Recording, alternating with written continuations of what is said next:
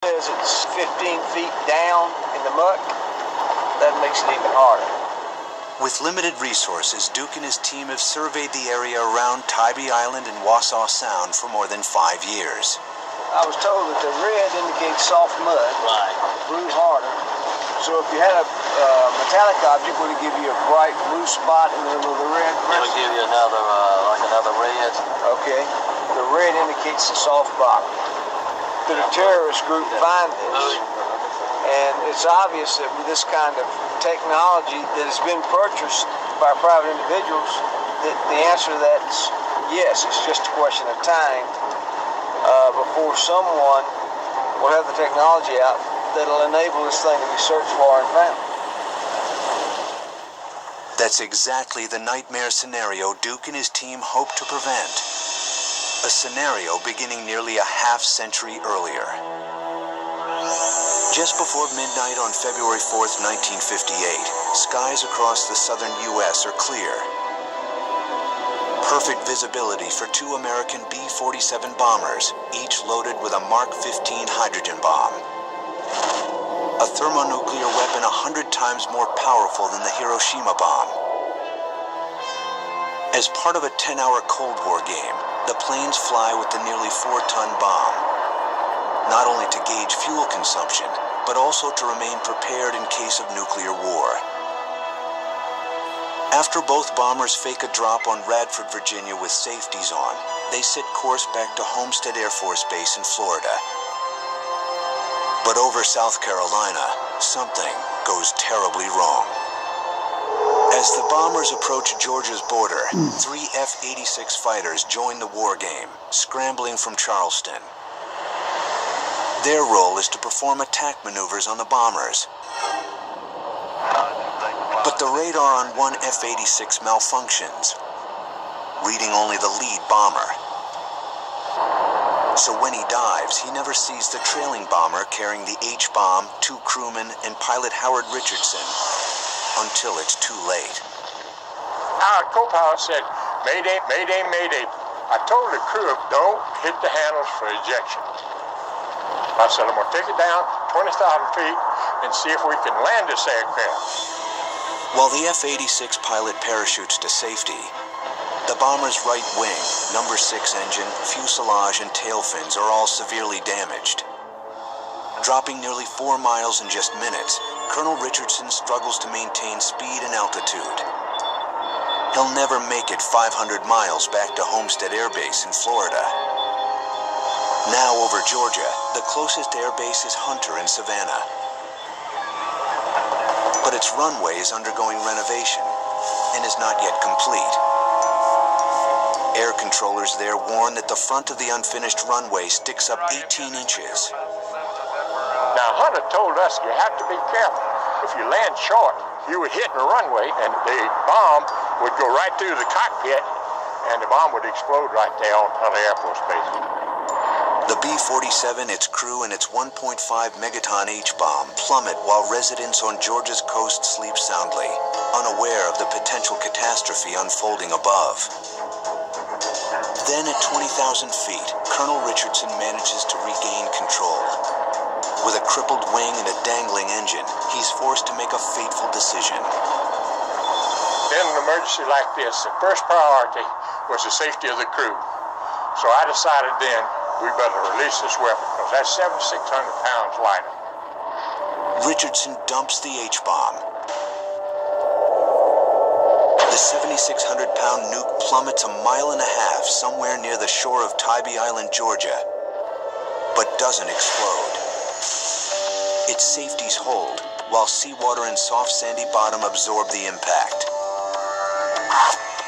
Richardson warns controllers he's maintaining high airspeed to avoid stalling on the long approach back to the unfinished runway. When we hit the runway, it was a little fast, so we skipped and went up in the air and then came back down. At that time, I pulled the brake chute, and that slowed us down, and we turned off the runway and parked the aircraft, shut all the engines down, and crawled out of the aircraft. And I think all 3 of us kissed the tarmac. Somehow, Richardson managed to keep the dangling engine from dragging. The damage was extensive. The plane never flew again.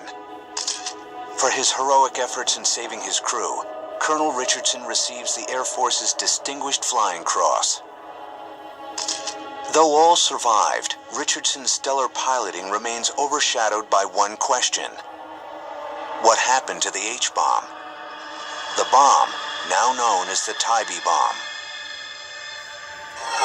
While the Air Force calmed public fear in 1958 by claiming that only part of the nuclear bomb was dropped, Navy Commander Art Arsenault directed scores of personnel in a search for the weapon of mass destruction. The general showed me a map of the east coast of the United States. Right off Savannah, he showed me a pencil mark and said, the bomb is right there. The only problem with that was the pencil mark was a half a mile wide and 4 miles long. Unfortunately, the number 6 engine had been damaged, and that's what 50% of the power to the radar was generated by. So we ended up with a very distorted radar picture. Using conventional minesweepers or metal detectors didn't work, since the bomb contains too little steel or iron. And radiation detectors in 1958 were too primitive to pick up a distinct source buried in such a wide expanse. So to this day, the Tybee bomb's exact location remains a mystery. Now, almost a half a century later, a new team of private citizens are determined to find it. Art and Joe, this is what we're doing in the morning. For team leader Derek Duke, the first task is to locate the likely spot where the bomb entered the water, something that no U.S. agency has been able to do. Well, what's interesting is this whole thing has caused, in the shadow of 9/11 and our invasion of Iraq for weapons of mass destruction, a lot of concern, even with the new Department of Domestic Nuclear Security. A colonel was citing the inability of the United States government to find this weapon in a known, pretty confined area down here. With help from retired Marine radiation expert Joe Edelman and original Navy Search Commander Art Arsenault, Colonel Duke begins by mapping the area to be surveyed. Now, Art, in 1958, I believe you had your search team primarily deployed on the northeast end of Wausau, is that correct? That's right. Knowing that the runway here ran on an easterly heading like this, we knew that the plane had to come this way, released at that point, and turn around and landed. And that would have put the weapon out here in Wausau Sound, and that's where we concentrated our major search. We worked there for 10 weeks before it was called off.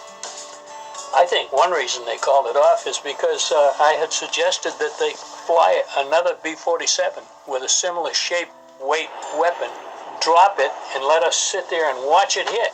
Right. And then go out and recover that thing. But they decided it was too much publicity already, and they just quietly told us to secure the area, and we took off. In the hopes of narrowing the H-bomb's likely drop site, a charter retraces the ill-fated bomber's path. Flying due east over Savannah, Georgia, the prop plane heads towards Tybee Island, 8 miles away on the marshy Atlantic coast. In 1958, U.S. Air Force emergency protocol for ejecting a nuclear weapon required a bomber to drop its bomb at least 25 miles offshore. But since the bomber that night was so severely damaged, the pilot didn't think the plane could make it 25 miles out to sea and back. So upon first sight of open water, just past Little Tybee Island, the pilot ordered the navigator to release the weapon. That confirms the bomb is most likely somewhere within the 3-mile radius of Wausau Sound and the river channels that feed it.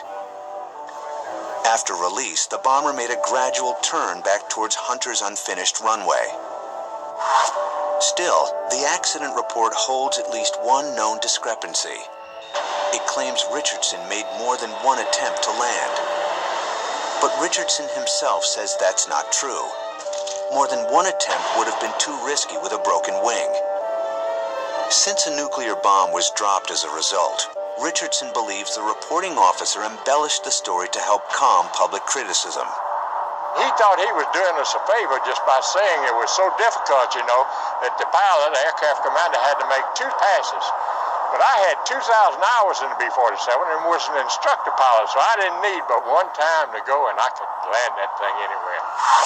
But after almost 5 decades, a 1.5 megaton thermonuclear weapon remains missing just a few miles from Georgia's shore. So is it still capable of killing hundreds of thousands in an instant?